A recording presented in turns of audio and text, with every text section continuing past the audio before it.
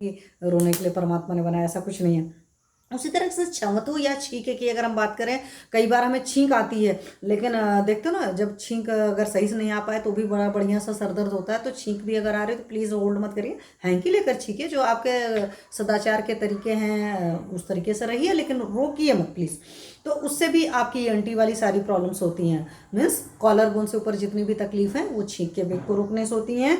तो उसमें क्या क्या वर्ड उन्होंने कहा है, वहाँ पर उन्होंने बोला हुआ है अच्छी अच्छी मतलब आईज की जो भी तकलीफ है वो होंगी, नासा मतलब नोज की तकलीफ होगी, श्रवणोस मतलब ईयर की बहुत सारी तकलीफ होंगी, कंठ में भी तकलीफ होगी, और कंठ में कुछ भरा भरा सा, कुछ खिंचा खिंचा सा लगेगा, इस तरीके से होगा। आंतरों में कूजन होगा, पेट भरा रहेगा, यहाँ पर भी इस तरीके से है, तीव्रतोधा कूजश्च सारी चीज़ें हैं। और उच्छ्वास रोध हो जाता है, मतलब जो बाहर निकलना चाहती है ना आपकी वायु, वो सही से निकल नहीं पाती जब आप छींक के बेक को रोकते हैं। तो इस तरह की सारी चीज़ें होती हैं, क्योंकि जो छींक आपकी गवर्न होगी उसमें सेवल जो है नर्व, आपके फेशियल नर्व, वो अफेक्ट हो जाती है। तो उसकी वजह से अर्दित या फेशियल पैरालिसिस वगैरह के होने के चांसेस भी हो जाता है।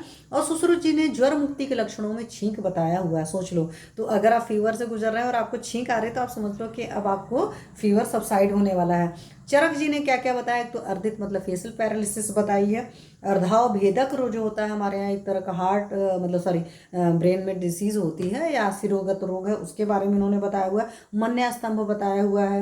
इंद्रियाणाम दौर्बल्य, अगर छींक के बेक को रोकते तो जो आपकी 5 सेंसरी ऑर्गन्स होती हैं वो सारे कमजोर होना शुरू करते हैं। तो अगर आपके सेंसेस कमजोर होना शुरू हो रही हैं तो पक्का सी बात आप समझ लीजिए कि आपके इन सारी चीज़ों में तकलीफ है, कहीं ना कहीं आप किसी न किसी नेचुरल अर्ज को होल्ड कर रहे हैं। खास करके अगर इस तरह की चीज़ें हैं तो मतलब मेरा कहने का मतलब है आपको एक बार अपने आदतों पर ध्यान देने की सख्त ज़रूरत है। ठीक है, तो ये हमारी हो गई छींक जी। अब